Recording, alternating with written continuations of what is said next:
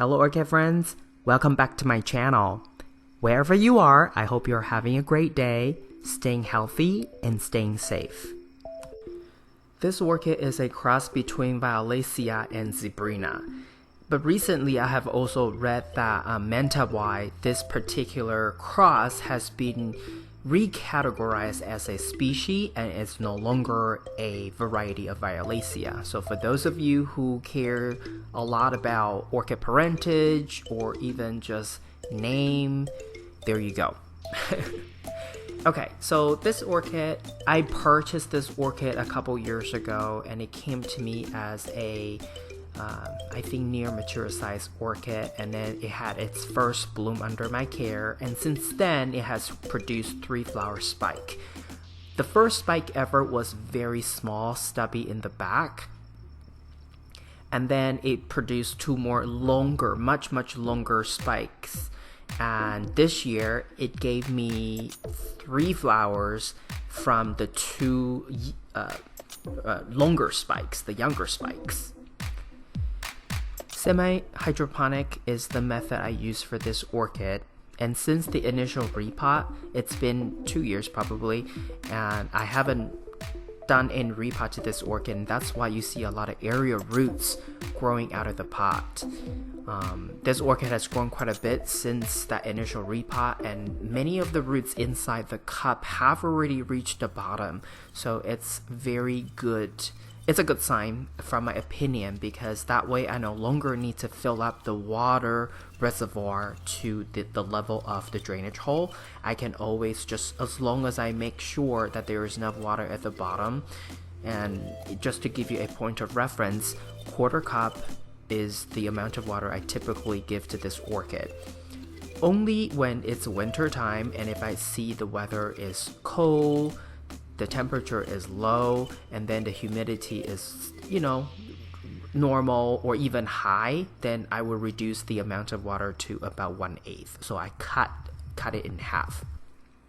But otherwise, summertime, 1/4 cup is a good amount of water for this orchid to hydrate itself, but then still have the ability to complete that wet-dry cycle within a week. And a week is my, watering frequency. And here is just some ways for me to, one of the ways that I use to keep area roots hydrated from time to time. I don't do this very often, but when I think of it, when I remember, I do put them into a cup and just spray it down, and sometimes I do also fill that cup up with water and let it soak for a little bit. And here is the third bud, the third and also last flower that this orchid produced this time around. This orchid blooms from the 2 newer spikes. This year it did not grow any new spike. They just continue to bloom from the 2 younger, newer spikes, and then the older spike in the back, the oldest one, just didn't do anything.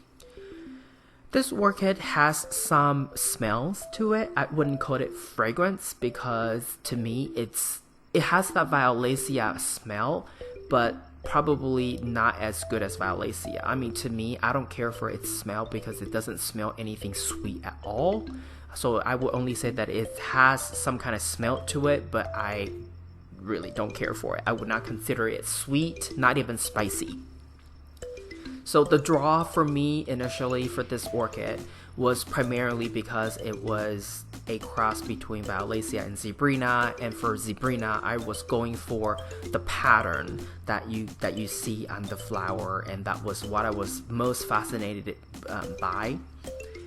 And then as it started to produce flower more and more, the first year I thought to myself, oh my gosh, the smell is not what I was expecting, because I thought Violacea smell is spicy indeed, but it wasn't, it doesn't have that weird, I don't know, I don't even want to say odor, because I think that may be a little too harsh, but I just want to let you know that I don't really care for the smell, unfortunately.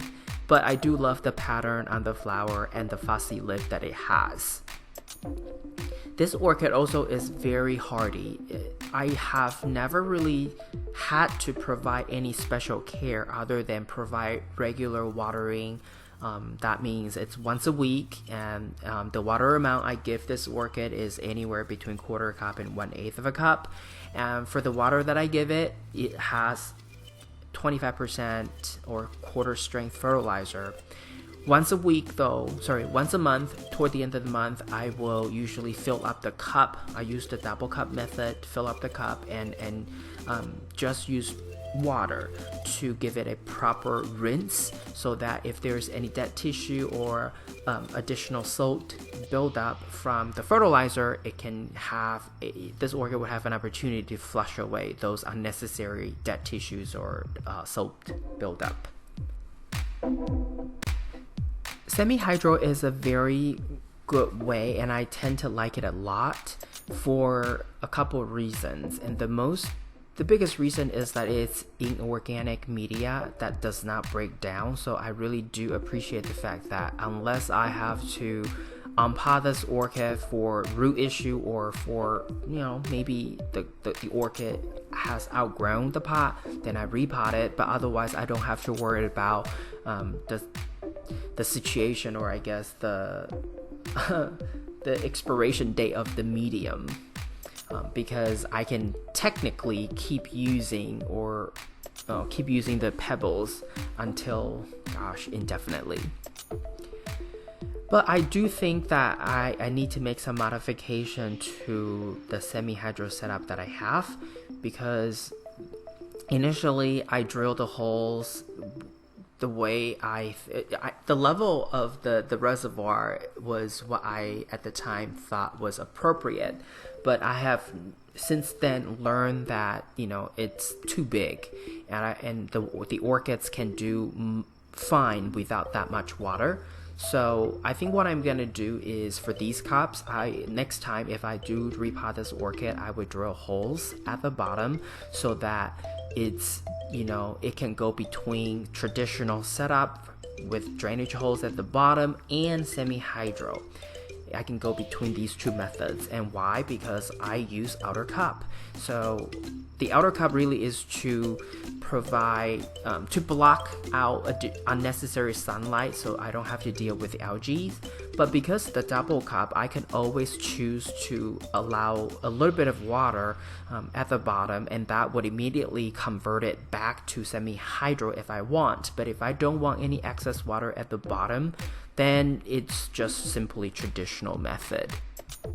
This is all I have for you today. If you like this video, please give it a thumbs up. And if you would like to get more orchid related videos from my channel, please subscribe and turn on the notification.